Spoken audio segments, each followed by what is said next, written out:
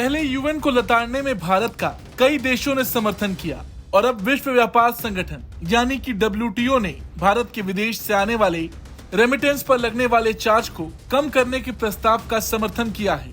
Cross border remittance का मतलब वो पैसा होता है जो विदेशों में रहने वाले प्रवासी अपने देश में परिवार वालों को सपोर्ट करने के लिए भारत की अर्थव्यवस्था में रेमिटेंस का भी अहम योगदान है। साल 2023 में भारत को विदेशों में बसे भारतीयों से कुल 125 अरब डॉलर का रेमिटेंस मिला था। अब इसी रेमिटेंस को भेजने में लगने वाले चार्ज को कम करने को लेकर भारत ने प्रस्ताव रखा, जिसे कई देशों ने अपना समर्थन दिया। वहीं अधिकारियों ने बताया कि यूरोपीय यूनियन समेत संगठन के कई देशों ने भारत के इस प्रस्ताव का समर्थन किया। वहीं अमेरिका को छोड़कर संगठन के अधिकतर सदस्यों ने डब्ल्यूटीओ के सस्ते, तेज और आसान क्रॉस बॉर्डर पेमेंट और रेमिटेंस के पक्ष में दिखे। वहीं इंडोनेशिया ने इलेक्ट्रॉनिक कॉमर्स पर वर्क प्रोग्राम के तहत काम को फिर से मजबूत करने के नई दिल्ली के प्रस्ताव का समर्थन किया। इसके तहत विकासशील देशों की आर्थिक, वित्तीय और विकास जरूरतों को ध्यान में रखते हुए वैश्विक ई कॉमर्स पर व्यापार से संबंधित मुद्दों पर चर्चा की जानी है। बड़ी बात यह है कि अमेरिका को यहाँ पर तगड़ा झटका लगा। रेमिटेंस की लागत पर अमेरिका को छोड़ सभी देशों ने भारत का समर्थन किया।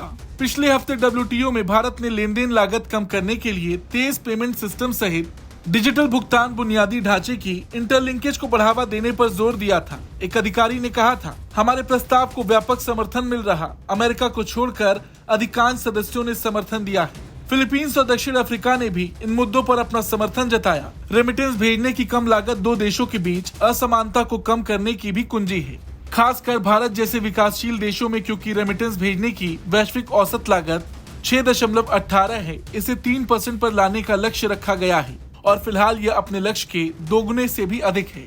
अब भारत ने जो प्रस्ताव दिया उसके मुताबिक वर्क प्रोग्राम में रेमिटेंस की लागत, ट्रेड और व्यापार संबंधी विकास की समीक्षा की जानी चाहिए।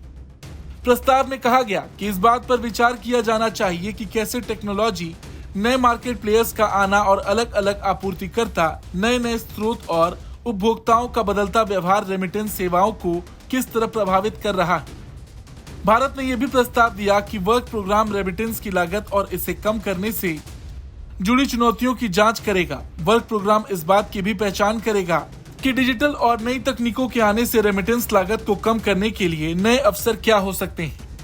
भारत ने इस बात पर भी जोर दिया कि ई कॉमर्स पर जो वर्क प्रोग्राम चल रहा वो जारी रहेगा। भारत ने कहा कि ऑनलाइन पेमेंट की जटिलताएं और इससे संबंधित जोखिम बहुत हैं, जिसने उपभोक्ताओं के लिए नई और बड़ी चुनौतियां पेश की हैं। इन चुनौतियों को सभी देश को मिलकर संबोधित किया जाना चाहिए।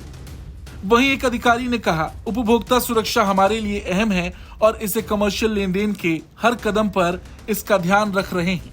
कुल मिलाकर भारत ने जो प्रस्ताव रखा है, कई देशों ने उसका समर्थन किया।